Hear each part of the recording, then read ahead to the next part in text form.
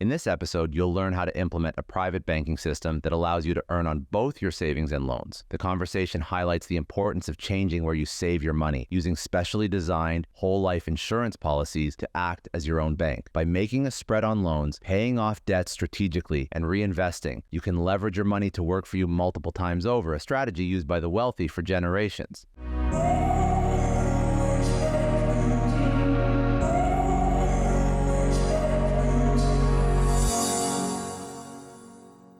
I still need to better understand this private banking system. So what do you teach over? Like, if I don't want to misinterpret this, and I'm just coming at this for the first time ever. So when you work in this system, like you're finding deals, you're acting as a bank, but you're funding the bank yourself, or you're basically acting as like the broker, and you're finding high net worth individuals and you're bringing them to deals. It's all my money. So think of it this way, right? We all have been taught to go out and work for money. We put a monetary value on our hours, and we do that. So for those of you listening, some of you are watching, I'm holding $100 bill. You know, we make money, and when we make money, most of the money goes out and gets spent on our living expenses. You know, if you live in Toronto, all of it goes to your housing. Just kidding. But you know, not a lie. Not a lie. Very true. We make this money, and you know, the smart ones, not all of them, but the smart ones save or follow. There's 6 laws to wealth. I'm writing a book on it. It'll be my 4th book, called The Laws of. It won't be called The Laws of Wealth, but it's about the laws of wealth. And law number 1 is you must keep or save 1/10 of your money. Now, I knew this for a long time. Pay yourself first. A lot of different things. But when we save money, where do we save it? Well, in Wall Street, 401ks, bank accounts, money markets, brokerage accounts, all the different things that we sold. But what I found out is none of the wealthy individuals started with their money there. They changed one thing, and they changed where their savings went first. And the wealthiest, the Rockefellers, the Rothschilds, I could go on for days, the Ray Krocs, the Walt Disneys, they all did this, okay? And right up to the sitting president today, love him or hate him, he does this as well. And they just change where their money goes. They don't trust banks, and banks are the only ones that make money when you deposit money there. They even give you a sucker. Test this. In Florida, you have these. Go to any bank in Florida and make a deposit and grab a sucker. There's not a bank in this country that doesn't give away dumb suckers. They're telling you something. So I changed where my money was saved, and I put my money into these. Now, and the other thing too, remember I said it was a whole life. Instantly people go to negative thoughts, because regular whole life is not what I'm talking about. These are specially designed and engineered contracts, incredibly specialized. There's only a couple giant mutually owned insurance companies that do this, but we create this policy that serves and acts like a bank account. So I take the money that I would normally save, and I just change where it goes. So I take it from my left hand or my right hand, and I give it to my left hand, which is my policy. And I put it into this specially designed whole life. Now, the next phase, when you make money and you save money, what is the next thing you do? Well, you buy things, right? People buy cars. When you buy a car, you either lease it, you pay cash for it, or you finance it. And when you finance it, you make monthly checks to somebody else's bank. Okay, whatever your bank is, that's who you're paying. And then when you finance other things, dirt bikes or boats or anything, you make payments. We've been conditioned by the system to give up control of all of our money for the things that we want. This concept that I learned from Mike and Brent is a banking concept, but it's now I've got the money in the policy. Now, there's one thing. The policy pays me a guaranteed interest rate plus dividends. By today's numbers, it's about 5 to 6%, okay? Which is way better than what a bank pays you. And of that 5 to 6%, 3 to 3.25%, depending on the company, is guaranteed forever. Okay, so I'm earning a pretty good return on my money. But the coolest part is now it doesn't matter what I'm earning on my money. I need to make that money go to work, because law number 2 is make your money work for you. So now what I'm going to do is I'm going to figure out, where can I make that money go to work? Now, remember back in my story, when I first started this, I had lots of debt. And if you think of a credit card, if any of you have a credit card, your credit card probably charges you north of 20% interest. And every month you're making a monthly payment, of which most of that goes to interest. Have you ever thought about and then when you're thinking about investing money in Wall Street or the markets, you're like, oh man, I wish I could make a 20% return. Ding, ding, ding. You're giving 20% away to the credit card. So why don't we start there? This is what Brent taught me. So I took the money that I saved, and instead of investing it, I took it and I then paid off credit cards, lowest balance to highest balance. And I'd pay off a Visa. And if I was paying Visa $100, I took that $100 I was paying Visa and I set up an automatic transfer or bill pay that paid back to my policy. Now remember, it's a specially designed and engineered whole life, but I call it my bank. So now that 100 I used to give away, now I pay it back to my policy. Here's the kicker, okay? That doesn't sound too sexy, and it's really not, but there's one thing that I left out that's critical, and this is why the wealthy families do this.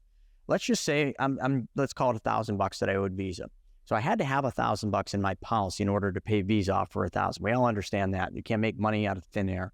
But when I had $1,000 in my policy and I took that $1,000 out to pay off Visa, I took a loan against my policy, much like I would take a loan from a bank. I took a loan against my policy. But here's the unique thing. If I had $1,000 in my policy paying me 6%, and I take a $1,000 loan out of my policy, how much money, Scott, is left in my policy? I started with 1,000 and I took 1,000 out. How much is left? If it's a loan, there's still 1,000 in your policy.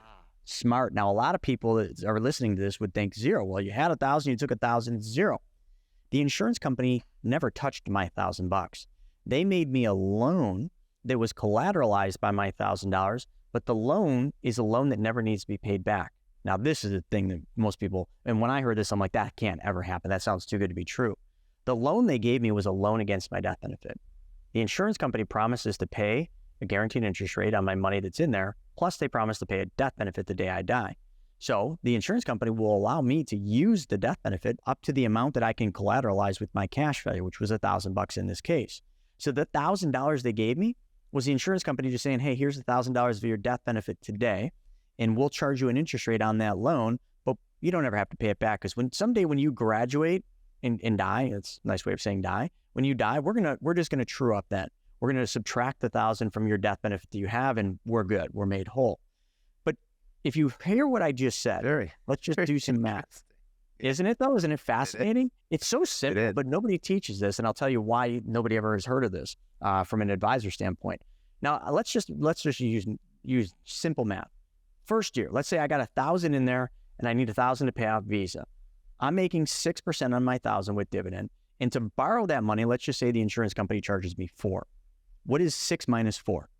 2. 2, right? Yeah. It's a 2% spread. When you think about a bank, when you put money into a traditional bank as a deposit, does the bank put your money in that vault like they want you to believe? No. What do they do with your money? Invest it. They lend it out. Those cubicles around the outside, they're lending your money out. So if they're paying you 1% on your deposits you leave in the bank, are they lending it out more than 1%? Darn right they are. They're making a spread. So I'm doing the same thing with this policy. I'm making 6 and I'm borrowing it at 4. I'm making a 2% spread. And then I pay off Visa. I paid Visa $100 a month, which was all interest at 20%. And now instead of just saying, oh, Visa's gone, I'm done. No, I treat my money the same way I would treat the bank's money. And instead of paying Visa, I just changed the name on the check.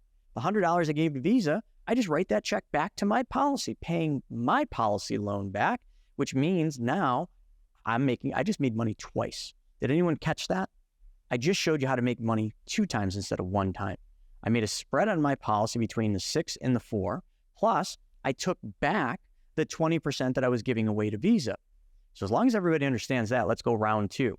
So I did this for years, and I paid off all my credit cards from lowest balance to highest. So now I'm recapturing all the money I used to give away. So I'm starting to feel like I got some real wealth because I was just giving all my money away, and now I'm keeping it all. So my policy is now maturing and getting more and more money. Now remember, my money through this whole process never left. So there's a thing called compound interest that I'm benefiting from. Every year I'm compounding on a higher amount and a higher amount and a higher amount. So every year, without me working any harder or any longer or doing anything different in my life, my spread between what I'm making and what I'm paying goes up automatically because I'm compounding on a higher amount. So that spread just naturally, mathematics, my spread gets bigger and bigger. So instead of making a 2% spread, 5 years later, maybe I'm making a 7% spread. Another 5 years, maybe I'm making a 10% spread. Folks, it's just math. Listen, I'm not telling you anything crazy complicated, but eventually all the debts are paid off. But we all buy cars, right? Now, most people finance their cars like I used to. Well, now I finance my cars, but I finance them with my bank. I take a loan from my bank, the policy, and I buy the car cash. But I then ask the dealer, whoever I buy the car from, how much would this car be if I were to finance it through your finance company? $600 a month? Great. I then write a check for $600 a month back to my policy. Today, it's evolved a lot from there. I lend money out at 12% through our fintech company called Private Money Club. So I take loans from my policy. I lend it out to good investors that are buying real estate, and I charge them 12. So now do the same math. Remember, my policies are mature now. I'm making a heck of a nice spread. Let's say it's 5 to 10%, and I'm lending it out at 12. When most people, Scott, lend money out, they make whatever the interest is they're charging, right? 12%. I'm making 12 plus my spread. I'm making money twice, and I'm doing nothing different than everybody else. I've been doing this now for a long time. This is what I teach, and I teach it. And the reason no one knows about it, because it's still like one of the biggest secrets of the wealthy, is if I was an advisor and I was to design one of these policies for my clients, I would have to give up 90% of my commission. How many advisors want to take a pay cut of 90%? I'll give you the answer. 0. None. That's an easy number to come to. Yeah. I wouldn't. The insurance companies, like in the early years, I worked for a company called New York Life, and then I worked for their investment division called Eagle Strategies, but they never taught us this, but yet they knew all about it. But they didn't teach us because they don't want, in order for the policy to work the way I explained it, where I put $1,000 in and I have almost all of that money to use immediately in the next 30 days, requires the advisor or the person building the plan, who is us today, to take a 90% reduction in commission. So where a normal whole life at, let's just use 10 grand, right? For simple math. If somebody put 10 grand into a regular off-the-shelf whole life with their advisor or agent, that advisor will make a minimum of $5,500. That's a good day in the office, isn't it? So you put 10 grand into a regular whole life, that advisor just made a pay of $5,500. Now, flip the script. I designed the policy through our company to do what I just explained. My commission is $387. See the difference? Would an advisor rather make $5,500 or $387? Right? But in order for this to work the way that Brent and Mike and all these guys use it, it has to be built that way. Otherwise, it's always somebody's got to give for somebody else to get. And the give has to come from us to design the policies the right way. This is why nobody knows about this. Thanks for tuning in. If you found this valuable, don't forget to hit that subscribe button so you never miss an episode. And if you want to dive deeper into this conversation, check out the links in the description to watch the full episode. See you in the next one.